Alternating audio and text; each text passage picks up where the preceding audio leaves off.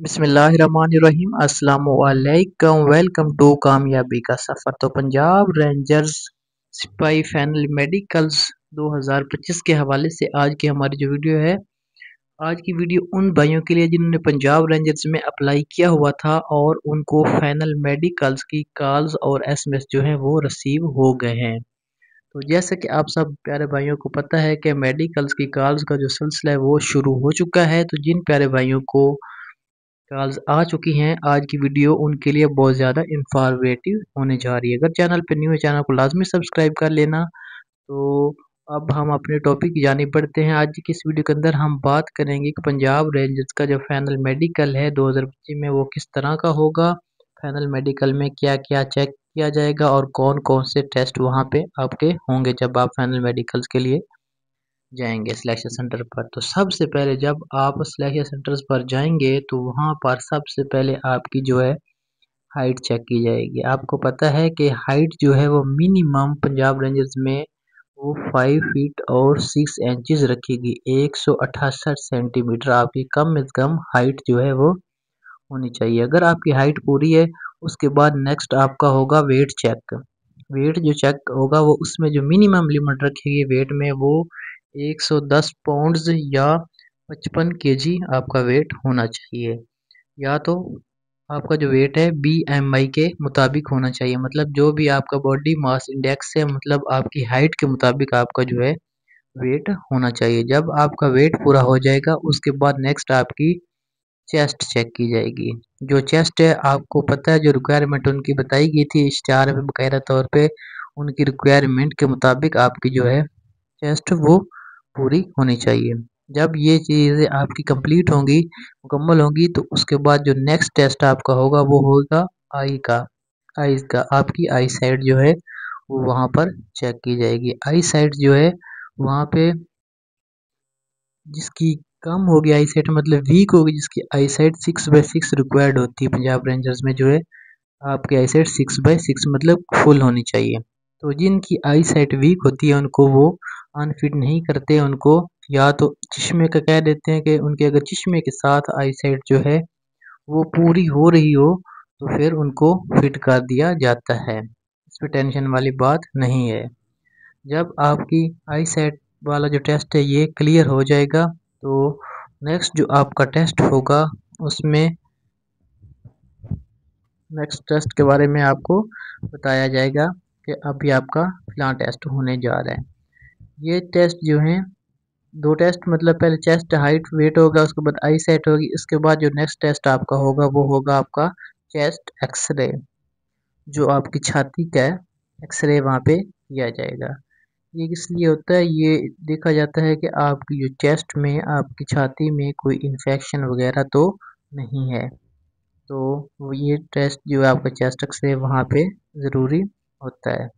उसमें ये देखते हैं आपकी कोई पसली वगैरह तो नहीं टूटी हुई या कोई आपका मतलब छाती में कोई ऐसा इन्फेक्शन जो बाद में जिससे मतलब मसला मुस्तैल बन सके, वो एक्सरे में वहाँ पे चेक किया जाता है। अगर आपका एक्सरे भी नॉर्मल हो जाता है तो आप इसमें भी पास हो गए। वहाँ पे आपको बता दिया जाता है कि आपका जो चेस्ट एक्सरे है नॉर्मल है, या अगर किसी का नॉर्मल नहीं होता फिर उसको बता दिया जाता है कि भाई आपका एक्सरे जो है वो सही नहीं है, आप अनफिट हैं। इसके बाद नेक्स्ट आपको जो टेस्ट होता है वो होता है ब्लड टेस्ट।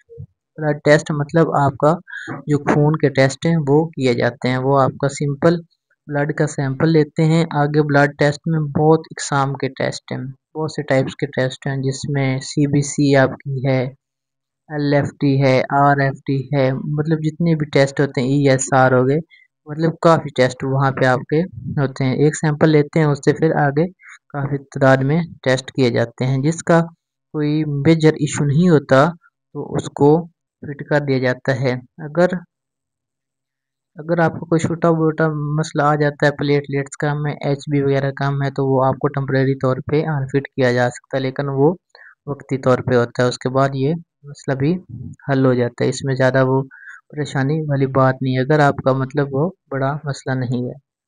इसके बाद आपका जो नेक्स्ट टेस्ट होता है ब्लड टेस्ट के बाद वो होता है आपका यूरिन का टेस्ट। आपका जो पेशाब का है सैंपल वहाँ पे लिया जाता है। इसमें भी देखा जाता है जिस तरह ब्लड टेस्ट होता है सेम इसी तरह आपका जो है यूरिन का सैंपल लेके आपका टेस्ट किया जाता है कि आपका मतलब कोई आपको मसला तो नहीं है जिसमें हेपेटाइटिस ये वो इस तरह का मतलब कोई मसला मतलब कोई भी मेजर जो इशू है यूरिन टेस्ट में उसका पता चल जाता है। अगर किसी का मसला हो, बड़ा मसला हो, तो फिर आपको अनफिट किया जा सकता है। अदरवाइज अगर कोई माइनर इशू हो तो अनफिट नहीं किया जाता। टेम्परेरी तौर पे आपको टाइम दे दिया जाता है 2-3 दिन का, या पे ये मतलब इतने दिनों के बाद दोबारा टेस्ट करवा लें, मतलब वहाँ पे ड्रिक आपको अनफिट जो है नहीं किया जाता। जब आपके ये सारे टेस्ट पास हो जाएंगे उसके बाद आपका नेक्स्ट टेस्ट होगा टीथ टेस्ट।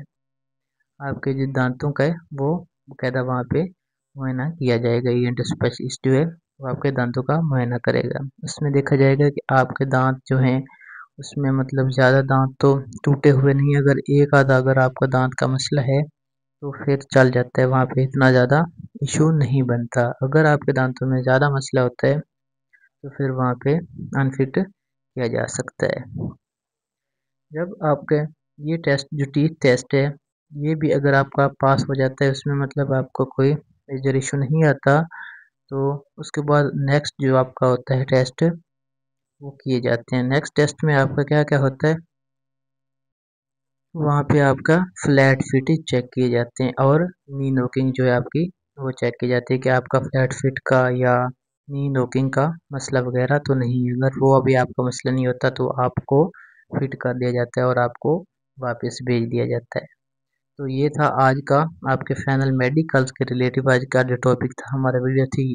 तो उम्मीद है वीडियो आपके लिए काफ़ी हेल्पफुल साबित हुई होगी। अगर वीडियो आपको पसंद है वीडियो को लाइक शेयर लाजमी करना, चैनल को ज़रूर सब्सक्राइब करना। अगर किसी चीज़ की आपको समझ नहीं आई तो आप कमेंट सेक्शन में पूछ सकते हैं, इंशाल्लाह आप भाइयों को लाजमी तौर पर मैं बता दूंगा कि इसका क्या हल है। तो अपने आप को मेंटली तौर पर फिज़िकली तौर पर रेडी रखें। तो और अल्लाह ताला से दुआ है कि अल्लाह पाक सब भाइयों को कामयाब करे। जिनको कॉल्स आ गई हैं वेल एंड गुड, जिनको कॉल्स नहीं आई वो वेट करें, अभी कॉल का सिलसिला जारी है। इंशाल्लाह अगर आपका मेरिट हुआ तो आपको कॉल्स लाजमी आ जाएगी।